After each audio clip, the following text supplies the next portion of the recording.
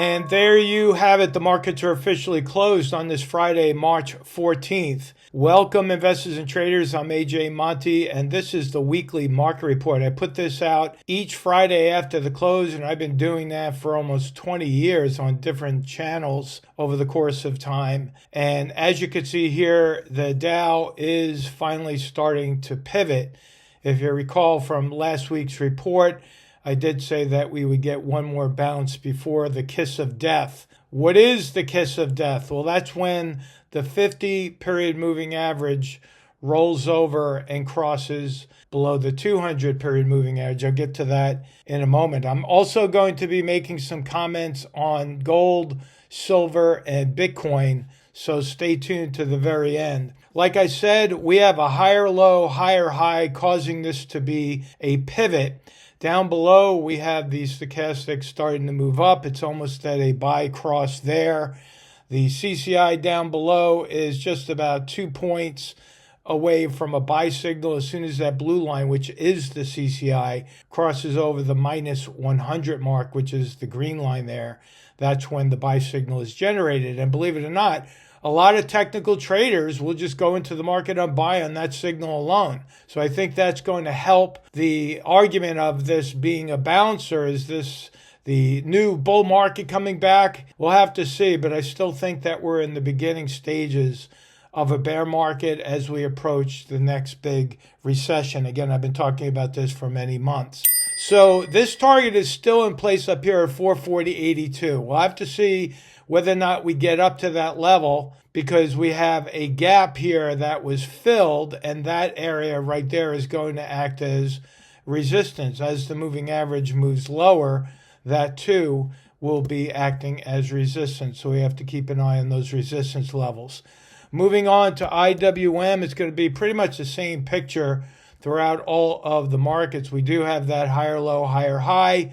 We have an increase in volume today after the drop in volume yesterday. Remember my volume analysis tips that I give everyone.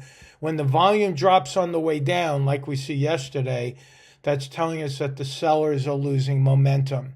And now that the buyers are starting to move in with that pivot point, you can see that they're getting at least a little bit excited.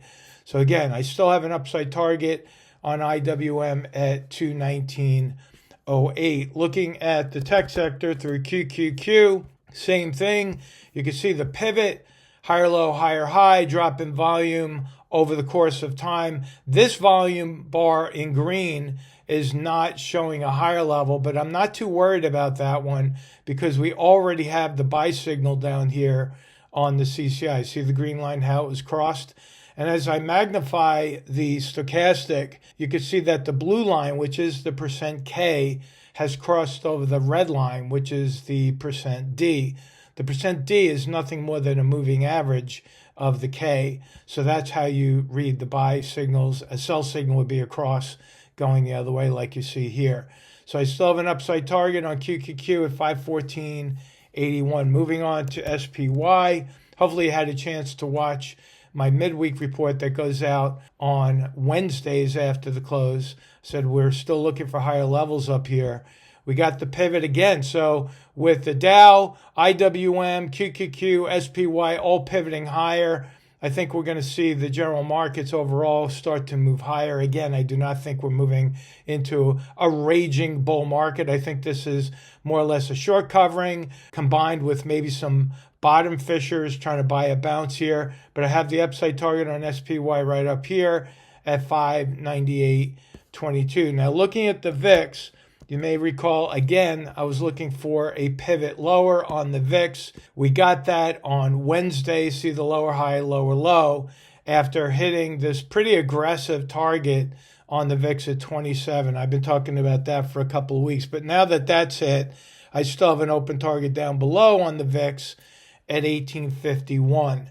Now, keep in mind that the VIX is an oscillating index. It doesn't trend. So when it gets overbought and starts to pull back, because they're inversely related to the S&P especially, I'm expecting the S&P to continue to rally as the VIX is dropping. Now, this is the most important part of this chart right down there. That's where the CCI on the VIX is now crossing below the momentum line, which is the black line, also known as the zero line. If you look back in the past, you can see it crossed here and it went about 3 days lower. Now, my general rule of thumb for reading the CCI on that momentum cross is 2 to 4 days. What does that mean? Well, if it crosses down below the zero line, we're expecting 2 to 4 days to the downside. If it crosses above, like we see here, we're expecting 2 to 4 days to the upside before any kind of pullbacks. And it's a very reliable indicator, especially for the shorter term traders that are looking to play some momentum trades. And so just go back and put this to the test. Go back and look at the VIX over time. You'll see when it crosses the zero line, it goes up. When it crosses down below the zero line, it goes down for at least 1, 2 to 4 days. And that's how we read that. Now, in September, I put out a forecast on gold calling for a $3,000 price target. This is the chart on the left here is what I published on Zero Hedge in an article that went out on September 23rd, and I was talking about the cup and handle.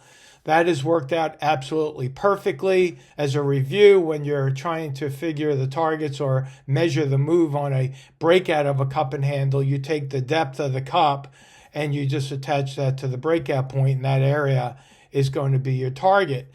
And that's how it played out with gold. It broke out of the cup and handle. We hit the target. It's still hovering around $3,000. I do think we're going to pull back a little bit, give gold, silver, some of the metals and mining companies a little bit of a breather, a pullback, giving the new longs a chance to get back in to that one. And I think that's going to work out very, very well. Now, looking at SLV, that's another little bit of a chart that we're seeing here that has this hanging man. I have a downside target on SLV at 28.95, at which time I'll be announcing on X that I'm a new buyer. And if you follow me on X, understand that I always give the general public a chance to buy before me. I never use the audience to drive prices in a beneficial trade for me or my account. I always give the general public first crack at that. So I hope you appreciate that. And so I'll let you know when I'm a buyer, but I'm giving you more or less a heads up down here at 28.95. And you'll see that the oscillators are dropping lower. We've got hinges here in the CCI, hinge on the stochastic, and you have the drop in volume on the way up. So again, all those technical signals apply to the trading checklist. You know, there's some people saying, oh, I'm not making any money in this market. Oh, that trading checklist doesn't work. Well, there's could be a lot of big mistakes that you're making. And if I hear anyone who's not making money or consistently losing money, I immediately know that they are not one of our members. Let me just give you a little bit of a peek into what we do here. This is the actual trade publication listing for our members who subscribe to the Matrix option trades, which is directional trades. And since the beginning of the year, the first trade went out on January 3rd. We keep a record of every single publication that goes out, prices, dates, ticker symbols, performance. We maybe overdo it with the analysis, but I find it's better to be able to go back in history and show the record than to just have people take my word on it. Although you can, I'd rather you go back and check all the evidence and all the data to prove what I'm saying is accurate. And so we have not yet had a losing trade since the beginning of the year in the first trade that went out on January 3rd. Look off to the right here. Now, please keep in mind, these are not guarantees of income or performance. You may have heard the old saying, past performance doesn't guarantee future prices. Well, that is absolutely true. But this is what happens when you use the trading checklist. And we make that trading checklist available to everyone who requests it, even you. Just send us an email. We'll send you the PDF document. You can follow along. And then each and every week on the weekly market report and on the midweek report, you can follow along with my technical signals. Now, recently, and some of you may have seen this on some of the social media pages, we had a trade in Hood. This is Robinhood, where we went out and bought the April 55 puts for $2.40. That trade today is up almost 700%. Some of the most recent trades that you could see here, these go in timestamp order. So the most recent one was Delta. This one here in NU, Johnson & Johnson, Kimberly-Clark, you see that. And so my trade blotter, as we call it, goes in date order on the way down. So Delta was the last trade. And all of these recent trades are already showing profits. You can see the one here that went out on NU. That one's already up almost 47%. Now, keep in mind, I don't trade for people. I put out publications on stocks that look good technically. I offer directions, target prices, and such, but I don't tell our members when to get out. I show them how to manage risk using the 1% rule, and then I pound the table, and believe me, I do, pound the table on taking profits. One of my favorite sayings of all is to make sure you don't turn a winner into a loser. And that's when I get comments online and people say, I'm losing money consistently. That tells me that they're either making profits and not taking them, or they're not getting in on the signals properly, and therefore they're going against the grain, or maybe listening to maybe too much of the financial programming where they give the recommendations there. How many of you have heard me say, turn off the television and turn on your charts? Let me hear about that in the comments page down below. If you heard me say that, shout out. Okay. Speaking of shout outs, I got to give a big shout out to Parviz. Listen, I don't ask for money on this channel, but every now and then people like Parviz, they go out there and they feel the need to hit that little thank you button. And it took me a while to even find out where that was when we set up the YouTube channel. See, I go through the admin side, so I don't see that little heart icon with the dollar in it. But every now and then people click on that, send $1 or $2 or $3 or whatever. And I want you all to know that when you do this, we accumulate those dollars and we give it away to charity. So I just want you to know, I don't go out there and promote that too heavily, but I do want you to know what actually happens when you do that. Okay, so thank you very much, Parviz. Thank you so much. Now, moving on to Bitcoin, I do have an upside target that I put on this on Wednesday.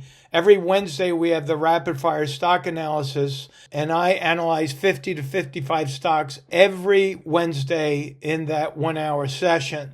So this target right here on Bitcoin was put out Wednesday at 86,213. Now I'm stopping at that level because look what we see on top. See the moving average, how it's moving down?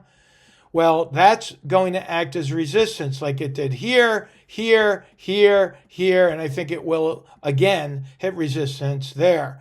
And so that's why I stopped that target. Now, if it blows through that moving average, then of course we could adjust the prices to a higher target level. But until that happens, I cannot do that. Now, remember I was talking about the death cross. Remember that? Well, looking at the SPY, I talked about this a couple of weeks ago. The blue line is the 20-period moving average. Today, the green line, which is the 50, crossed very slightly below the red line, which is the 100. When the green line, again, the 50-period moving average, moves all the way down and crosses below this charcoal colored line down here, which is the 200-period moving average, that is what they call the death cross.